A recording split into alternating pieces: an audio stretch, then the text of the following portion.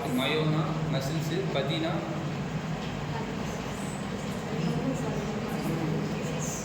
Disease இல்லை ma'am. So கார்டியானா heart, மயோனா மசில், பதினா டிசீஸ். ஓகே. ஸோ கார்டியாக் மசில்ல ஒரு விதமான டிசீஸ் உண்டாகுது அப்படின்னா that is called cardiomyopathy. Okay. So எந்த ஒரு டிசீஸ் கண்டிஷன் நீங்கள் எடுத்தீங்கனாலும் அதோட வேர்ட் அதோட டாபிக் எடுத்து you can frame out the definition. ஓகேவா? ஸோ இப்போ disease condition is affecting the muscles of the heart is called as cardiomyopathy. So it is affecting the muscles of the heart in this picture. How it is affecting? It is affecting both structural and functional. ஸ்ட்ரக்சரலாகவும் அதை affect பண்ணுது, ஃபங்க்ஷனலாகவும் அதை affect பண்ணுது. Okay. அதோட ஸ்ட்ரக்சர்ஸும் நமக்கு changes தெரியும், ஃபங்க்ஷன்ஸ்லையும் changes தெரியும். இப்படி தெரிஞ்சிச்சுன்னா அது கார்டியோமையோபதி. ஓகே. ஸோ இப்போ ஒரு கார்டியோமையோபதி காஸ் ஆகுது ஒரு பேஷண்ட்டுக்கு அப்படின்னா அந்த கார்டியோமையோபதி வந்துட்டு இந்த குறிப்பிட்ட 4 ரீசன்ஸ்னால இருக்காது. இப்போ பேஷண்ட் இஸ் டேக்கிங் ஒரு அக்யூரல் கார்டியோமையோபதினா that patient will not have these 4 causes. Okay. So இந்த 4 causes இல்லாம ஒரு பேஷண்ட்டுக்கு வந்துட்டு ஒரு டிசீஸ் கண்டிஷன் வருது அப்படின்னா அப்பதான் நீ அந்த கார்டியோமையோபதியை டிஃபைன் பண்ணுங்க. So what are those 4 cases அப்படின்னு பார்த்தா first case is hypertension, second case வந்துட்டு MI or CA. Okay. Third case will be valvular heart diseases. Okay. And fourth case will be congenital heart diseases. So இந்த 4 கேஸஸை தாண்டி பேஷண்ட்டோட ஒரு மயோகார்டியம்ல அங்கே ஒரு disease condition வந்துட்டு வருது அப்படின்னா அதுதான் கார்டியோமையோபதி. ஓகே. ஸோ கார்டியோமையோபதி காசஸ்னால் இந்த 4 பாயிண்ட்ஸ் கண்டிப்பாக எப்பவுமே இருக்கவே கூடாது. ஓகே. அது என்னென்ன points? Hypertension, congenital heart disease. Okay. இந்த 4 ஹார்ட் டிசீஸை தாண்டி வேறு ஏதாவது ஒரு ரீசன்ஸ்னால தான் அந்த பேஷண்ட் வந்துட்டு மயோகார்டியம் அஃபெக்ட் ஆகுதுன்னா that is cardiomyopathy. So cardiomyopathy நார்மலாக உங்களுக்கு தெரிஞ்ச கிளாசிஃபிகேஷன் சொல்லுங்கள். How are cardiomyopathy is classified? எப்படி கிளாசிஃபை பண்ணியிருக்காங்க கார்டியோமையோபதி? 3 types. Okay, 3 types. என்னென்ன types? Dilated, restricted. Okay, hypertrophic, dilated and restricted. இப்போ நம்ம வெறும் dilated கார்டியோமையோபதி மட்டும் டீட்டெயிலாக பார்த்துக்கலாம். Okay. So long period of time வந்து உயர் கன்சப்ஷன் எடுத்துட்டு இருப்பாங்க. கோவர்ட்ஸ் வந்து எக்ஸஸாக போய் டாக்ஸிசிட்டி ஆகி ஹார்ட்டோட மசில்ஸ் எல்லாத்தையும் அஃபெக்ட் பண்ண ஆரம்பிக்கும். So this will be called as wear illness myocardium. So இதுவுமே வந்துட்டு நம்ம டாக்ஸிசிட்டிங்கிறதுல ஆட் பண்ணிக்கணும்.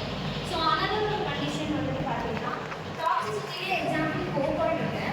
இன்னொன்று வந்துட்டு பேஷண்ட் ஒரு அண்டர்கோயிங் கீமோதெரபி.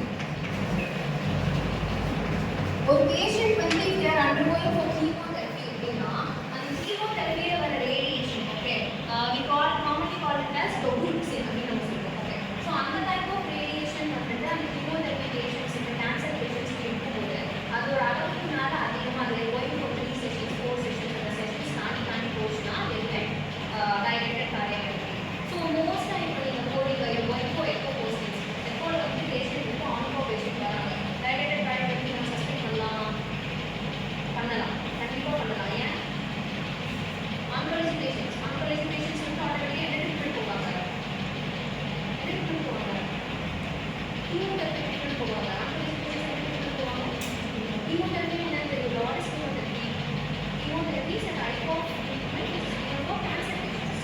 ஓகேவா? ஸோ ஆன்கோ பேஷண்ட் ஒருத்தவங்க வராங்க, ஒரு கேன்சர் பேஷண்ட் ஒருத்தவங்க வராங்க, எக்கோ ரூமில் வராங்க அப்படின்னா இந்த behaviour suspect for dilated cardiomyopathy. ஓகேவா? புரியுதா? ஸோ கேன்சர் பேஷண்ட்ஸில் dilated cardiomyopathy is more common. Okay. புரியுதா? So first one is infection, second one is toxicity பார்க்கணும், third one is peripartum. What is peripartum?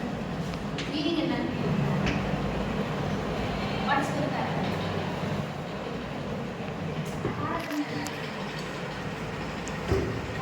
pregnancy. Okay. So what is peripartum? Baby birth ஆகிறதுக்கு முன்னாடி இருக்க அந்த stage அந்த trimester இருக்குள்ள first 3 ட்ரைமிஸ்டர்ஸ். அந்த trimester ஸ்டேஜ்ல if the woman is having poor nutrition, diet consumption ரொம்ப புவரா இருக்குன்னா easily they can get cardiomyopathy. அது என்ன டைப் ஆஃப் cardiomyopathy?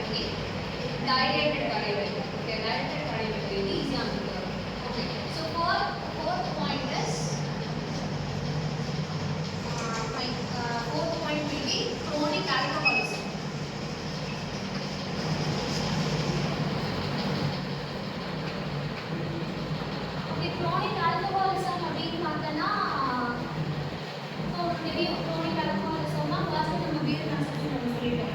அது இல்லாம beer consumption இல்லாம all type of alcohol is injurious அப்படின்னு பார்க்கும்போது ஒருத்தவங்க ஒரு sustained period மேல they continuously taking alcohol அப்படின்னா அது வந்து lead to toxicity and they be considered as chronic alcoholic dilated cardiomyopathy அப்படின்னு சொல்லுங்க.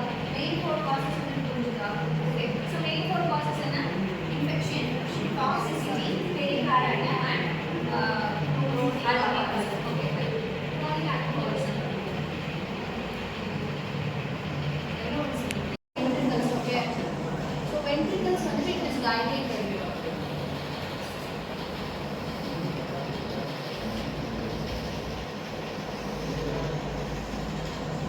This is normal ventricle and this is dilated ventricle. Okay. So normal ventricle க்கு dilated ventricle க்கு என்ன difference? Normal ventricle ல அந்த உள்ள blood occupy பண்ணுற space வந்து கம்மியா இருக்கும். அதே வந்து dilated ventricles ல அந்த space வந்து அதிகமா இருக்கும். Okay, right. இப்போ ஒரு பேஷண்ட்டுக்கு dilated cardiomyopathy பாஸ் ஆயாச்சு. ஓகே. அவங்களோட ventricles வந்து நல்லா dilate ஆயாச்சு. அப்போ நிறைய அவங்க